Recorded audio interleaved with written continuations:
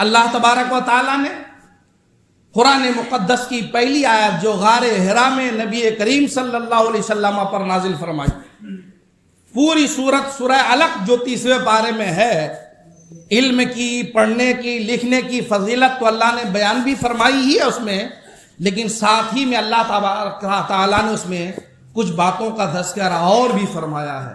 اگر ہو سکے تو آج دن میں کسی ٹائم گھر جائیے، قرآن شریف ہاتھ میں لیجئے، جنہیں اردو پڑھنا آتا ہے اردو ترجمہ کنز الایمان پڑھیے، اور کنز الایمان کے نیچے جو سید صدر الافاضل سید نعیم الدین مراد آبادی نے اس کی تفسیر لکھی ہے، اس تفسیر کو پڑھیے۔ جنہیں اردو نہیں آتی ہے تو بنگلہ میں بھی اس کا ٹرانسلیٹ ہو چکا ہے، اس کو پڑھیے، انگلش میں بھی اس کا ٹرانسلیٹ ہو چکا ہے، میننگ اور تفسیر کے ساتھ آج سورۃ العلق پڑھیے، آپ کو پڑھنے میں 15 منٹ لگے گا۔ کیا آپ 15 منٹ آج دیں گے انشاءاللہ؟ پڑھیے آج سورۃ العلق کو، آپ آج پڑھ لیجئے، کل پڑھ لیجئے۔ خود پڑھنا نہیں آتا ہے، بیوی کو آتا ہے ان سے پڑھ لیجئے، سن لیجئے، بیٹی کو آتا ہے ان سے پڑھ لیجئے، سن لیجئے، یا نہیں آتا ہے تو سیکھنے کی کوشش کیجئے، کسی عالم علماء سے پڑھ لیجئے، سیکھ لیجئے۔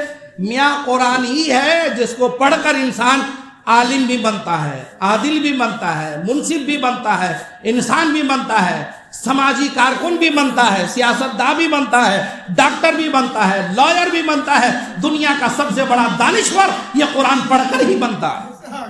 وہ قرآن نبی کریم صلی اللہ علیہ وسلم علم دین کی فضیلت، علم کی ایجوکیشن کی فضیلت بیان کرتے رہے۔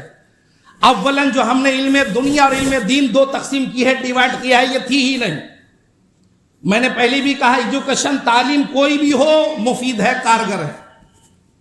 کوئی بھی تعلیم ہو، دنیاوی تعلیم، عصری تعلیم، ماڈرن ایجوکیشن ہو یا دینی ایجوکیشن ہو، وہ فائدہ ہی فائدہ ہے۔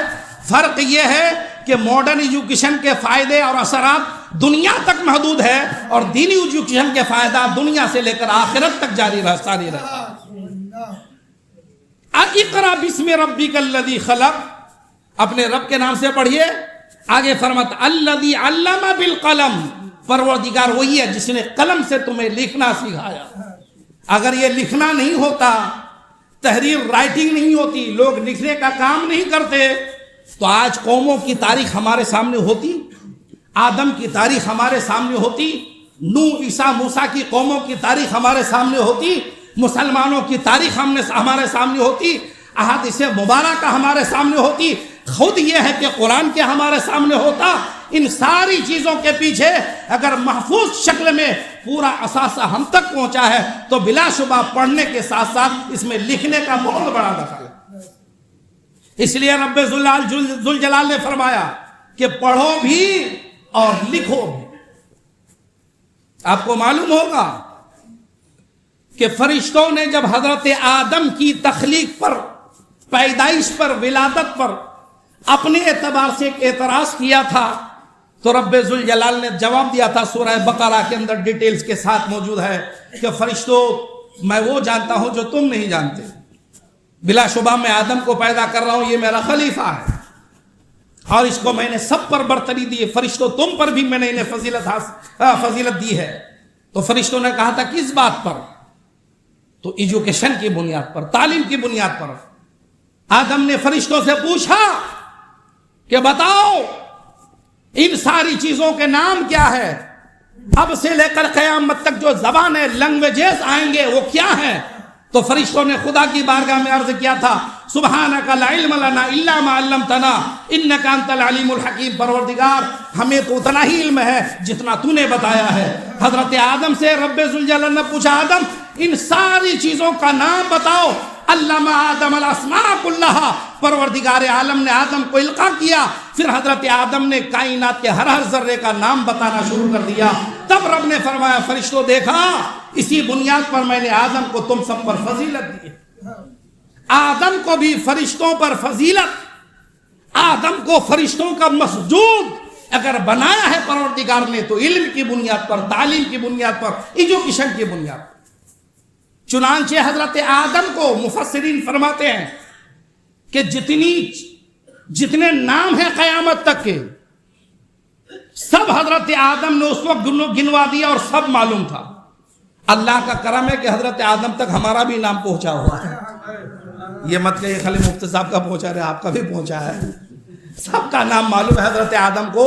اور حد یہ ہے کہ اس وقت سے لے کر قیامت تک جتنی زبانیں ہو سکتی تھی ان ساری زبانوں کا بھی علم حضرت آدم کو. تو میں کہنا چاہتا ہوں کہ ساری زبانوں کا علم کیوں تھا، سارے ناموں کا علم کیوں تھا؟ پتا چلا کہ زبانوں کا علم، ناموں کا علم یہ فائدے سے خالی نہیں ہے. کیونکہ جب تک زبانوں کا علم نہ ہو دین کی تبلیغ، دین کا فروغ مشکل ہوتا ہے. اب نبی کریم صلی اللہ علیہ وسلم کی زندگی دیکھیں. 2 جمعہ تک آپ نے سلطان الہند کی زندگی سماعت کی. بس ایک لفظ کہہ کے گزر جاتا ہوں. غریب نواز کی زبان عربی، کچھ فارسی. جب ہندوستان آئے، اجمیر مقدس گئے، یہاں پڑھنے والے اردو بولنے والے، ہندی بولنے والے، کچھ فارسی بولنے والے. تو بتاتے ہیں کہ غریب نواز نے یہاں کی زبان چند دنوں میں سیکھی. یہاں کی زبان چند دنوں میں سیکھی.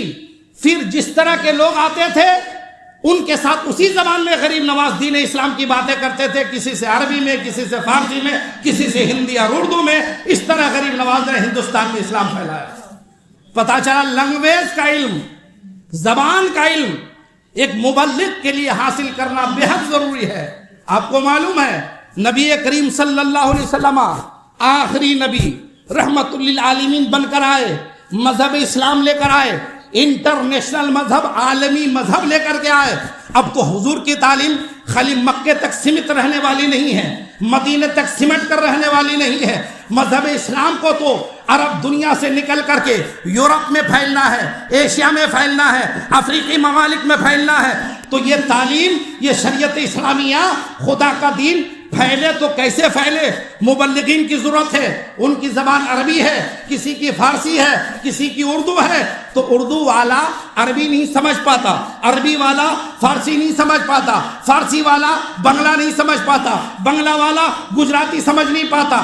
زبانوں کی انڈرسٹینڈنگ صحیح نہ ہونے کی وجہ سے تبلیغ میں رکاوٹ پیدا ہوتی ہے. تو آؤ دیکھو مصطفیٰ جان رحمت ہے، صفہ میں بیٹھے ہیں، اسلام کا پہلا مدرسہ ہے. ابو ہریرہ پڑھ رہے ہیں، صدیق اکبر پڑھ رہے ہیں، فاروق اعظم پڑھ رہے ہیں، عثمان غنی اسٹوڈنٹ ہے، باب العلم حیدر کرار اسٹوڈنٹ ہے، حضرت بلال حبشی اسٹوڈنٹ ہے، حضرت صہیب رومی اسٹوڈنٹ ہے، حضرت سلمان فارسی اسٹوڈنٹ ہے، حضرت عبداللہ بن سلام اسٹوڈنٹ ہے. اللہ کے نبی انہیں دین پڑھا رہے ہیں، تعلیم دے رہے ہیں، ایجوکیشن دے رہے ہیں. اس زمانے میں نہ کوئی باضابطہ مدرسہ، نہ باضابطہ کوئی کالج، نہ باضابطہ کوئی یونیورسٹی، نہ باضابطہ کوئی IT کالج. پھر مصطفیٰ جان رحمت کی بارگاہ سے انجینئر بھی نکلے، مصطفیٰ کی بارگاہ سے کمانڈر بھی نکلے، مصطفیٰ کی بارگاہ سے بلڈنگیں بنانے والے بھی نکلے، مصطفیٰ کی بارگاہ سے سپاہ سالار بھی نکلے، مصطفیٰ کی بارگاہ سے پوری دنیا میں زبان کو عام تام کر کے اسلام کی تبلیغ پھیلا کرنے والے بھی نکلے. یہ سب کیسے ہوا؟ وہ سب ایسے ہوا کہ مصطفیٰ تنہا تھے مگر رب ذوالجلال نے ہر شے کا علم مصطفیٰ کو دے کر بھیجا تھا.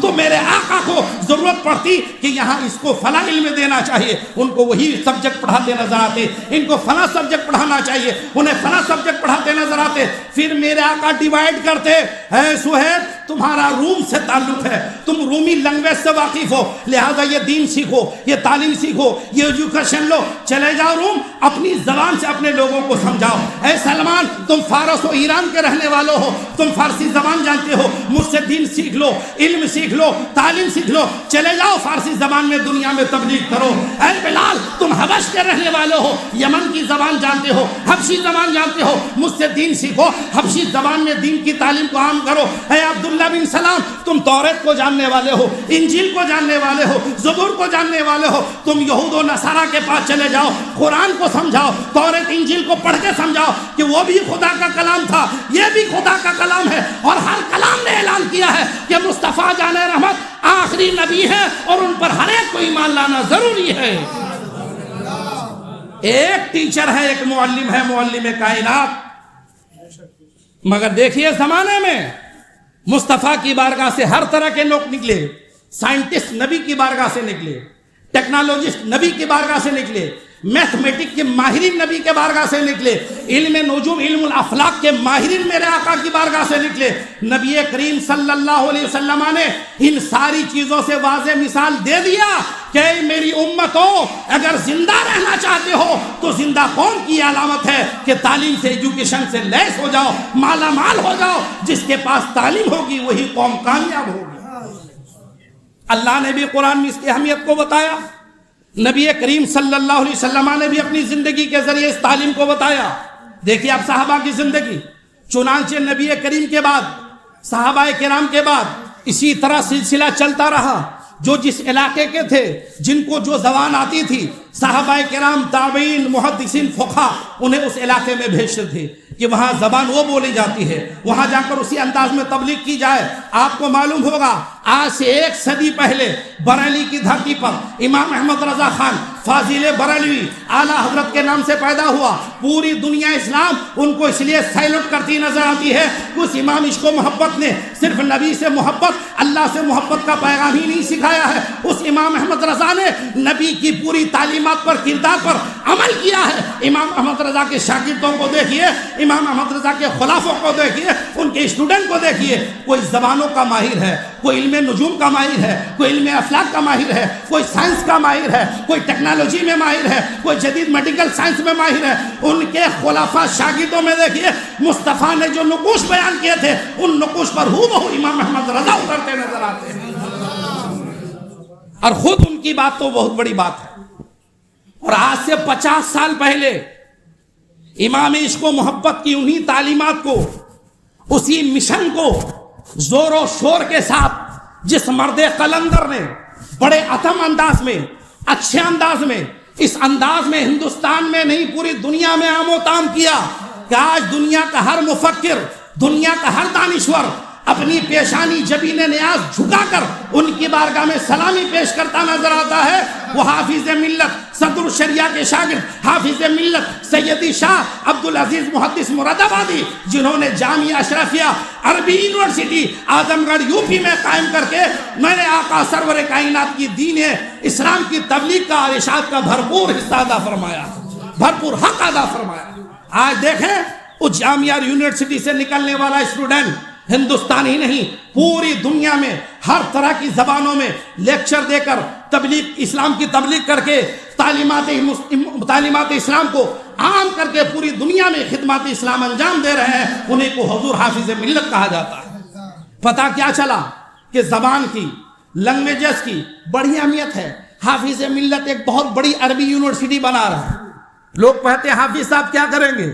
انہوں نے کہا یہ مت دیکھو کہ میں مدرسہ بنا رہا ہوں, میری خواہش یہ ہے کہ عبدالعزیز ایک ایسا مدرسہ بنائے, اسی مدرسے سے عالم بھی نکلے, حافظ بھی نکلے, قاری بھی نکلے, مفتی بھی نکلے, ساتھ ساتھ ڈاکٹر بھی نکلے, ساتھ ساتھ انجینئر بھی نکلے, ساتھ ساتھ جدید علوم کا ماہرین بھی نکلے. اس مرد قلندر نے خواب دیکھا تھا اور پروردگار عالم نے ان کے خلوص و للہیت کا وہ صلہ انہیں عطا فرمایا کہ آج الجامعۃ الاشرفیہ عربی یونیورسٹی سے پڑھنے والے طلبہ حافظ ہیں, قاری ہیں, عالم ہیں, مفتی ہیں, ڈاکٹر ہیں, لائر ہیں, جج ہیں, IAS ہیں, IPS ہیں. غرض یہ ہے کہ جس ڈپارٹمنٹ میں دیکھیے اس یونیورسٹی کا کوئی نہ کوئی اسٹوڈنٹ نظر آتا ہے. اور الحمدللہ فقیر جو آپ کے سامنے کھڑا ہے اسی عربی یونیورسٹی کا اسٹوڈنٹ. الحمدللہ ہم بھی چند زبانوں میں تبلیغ کر سکتے ہیں, کچھ زبانیں ہمیں بھی آتی ہیں, اور الحمدللہ ہر ٹاپک پہ انشاءاللہ تعالی ہم ہو بہو مطالعہ کر کے اسٹڈی کر کے بحث کر سکتے ہیں. اور پھر دین, فقہ, افتاء تو ہمارا فیلڈ ہے یہ ہے, لیکن دوسرے فیلڈ سے بھی ہم جاہل نہیں ہیں. غرض یہ ہے کہ علم, ایجوکیشن اور تعلیم جس کے پر میرے آقا سرور کائنات نے زور دیا, اور اس زور پر جن لوگوں نے عمل کیا وہ کامیاب ہو. یہ تمہیدی کلمات. اب اس روشنی میں ہم اپنا مطالعہ کریں, ہم اپنا جائزہ لیں. ہم پورے ہندوستان کو نہیں دیکھ رہے ہیں, پورے کلکتہ کو نہیں دیکھ رہے ہیں, ہم مٹیا برج میں رہیں یہاں تو دیکھ رہے ہیں. جس علاقے میں رہیے, جس شہر میں رہیے, آپ کے وجود سے خود کو بھی فائدہ ہونا چاہیے, دوسروں کو بھی فائدہ ملنا چاہیے. اللہ کے نبی فرماتے ہیں زندگی وہی ہے جو دوسروں کے کام آ جائے. اپنے لیے تو ہر انسان کام کرتا ہے, اپنے لیے تو جانور بھی جی رہا ہے, اپنے لیے تو حیوانات, نباتات, جمادات بھی جی رہے ہیں. اگر انسان بھی اپنے لیے جیے تو کیا جینا ہے؟ انسان وہ ہے جو اپنے لیے بھی جیے اور دوسرے لوگوں کے لیے بھی. یہ اسلام کا نظریہ ہے, یہ اسلام کا میتھڈ ہے، اسلام کا اصول ہے میاں کہ آپ جہاں رہو خود کو بھی فائدہ پہنچاؤ اور دوسروں کو بھی فائدہ پہنچانے کی کوشش کیجیے۔